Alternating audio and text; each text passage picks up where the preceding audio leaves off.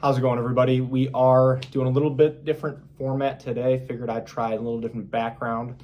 But today I wanted to go over what the difference between a rental property insurance policy is and a standard homeowners insurance policy. So if you are somebody that owns a rental property, or maybe you're looking to invest in one, this video is definitely for you. And if you have any specific questions about rental property insurance, feel free to drop them below, and I'd love to help answer those as well.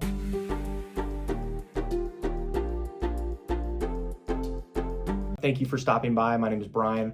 I'm an independent insurance agent based here in the state of Michigan, Metro Detroit specifically, and I work with businesses on their commercial insurance programs, as well as helping families and individuals with their personal insurance, their home, their auto insurance as well. My goal with this channel is to pass on a little bit of educational information to you so that you can make more informed decisions around your insurance, and then overall help answer any questions that you might have. So let's get into it. And again, before we get too far into the video, I do want to invite you to subscribe to the channel. And if you find this video helpful, useful, anything like that, please feel free to like, share, pass it along with anyone else as well. So yes, to start, at a high level, both a rental property insurance policy, sometimes referred to as a landlord insurance policy or dwelling fire insurance policy, will operate very similar to a regular standard homeowners insurance policy. They both will cover the actual structure of the home itself, and then other things like detached garages, sheds, things like that. And then of course you'll also have personal property and contents coverage. For a standard homeowners insurance policy, this amount will typically be at either 50% all the way up to 75%, depending on the insurance company that you're working with. And then obviously for a rental property, this amount will automatically be set lower. So depending on what you actually own in the house, appliances, if you have any couches or furniture in there that you do own, you want to make sure that's accounted for. And then both policies will also offer liability coverage as well. In both situations, it is extremely important to make sure this coverage is maxed out at either $500,000 or $1 million, depending on what the insurance company actually offers. And in each situation, it could be worth looking into what is called an umbrella liability policy, but especially if you do have rental properties, maybe multiple, because you will have increased liability exposure. But again, an umbrella policy is something that everyone can look into. Now for some of the differences. Rental property insurance is really designed for homes that has a tenant living there, that are not owner occupied. These types of policies are underwritten differently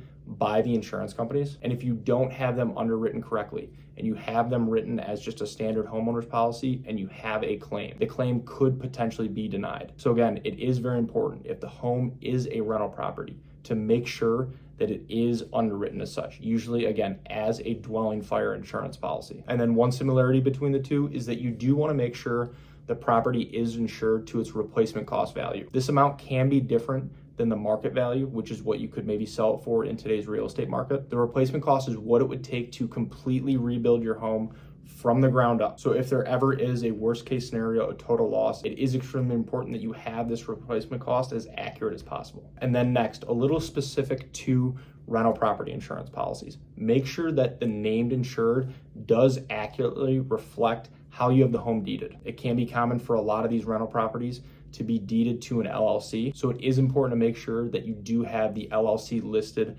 on the policy as a named insured. With most insurance companies, there is no charge to do this, and it might seem like a small detail, but it can be very important if there ever is a claim. And then with a rental property, you do want to make sure you have enough coverage for your loss of rents coverage. If there ever is a covered claim and the tenant can't live there, this can help replace that lost potential rental income from these types of situations. And then going back to personal property coverage, remember that your policy will not cover the tenant's personal property. That's what a renter's insurance policy exists for. And something to note with this, it is very important to make sure in your lease agreement, you require your renters to carry their own renter's insurance. This is always a good idea because it does take some of the liability and some of the exposure off of you as the property owner, but again, not completely, because anything that does happen, an accident, an incident, unfortunately, you can still be held liable. So this is why having those higher limits for your liability coverage, or potentially adding an umbrella policy, can be very important. And now as far as cost goes, unfortunately,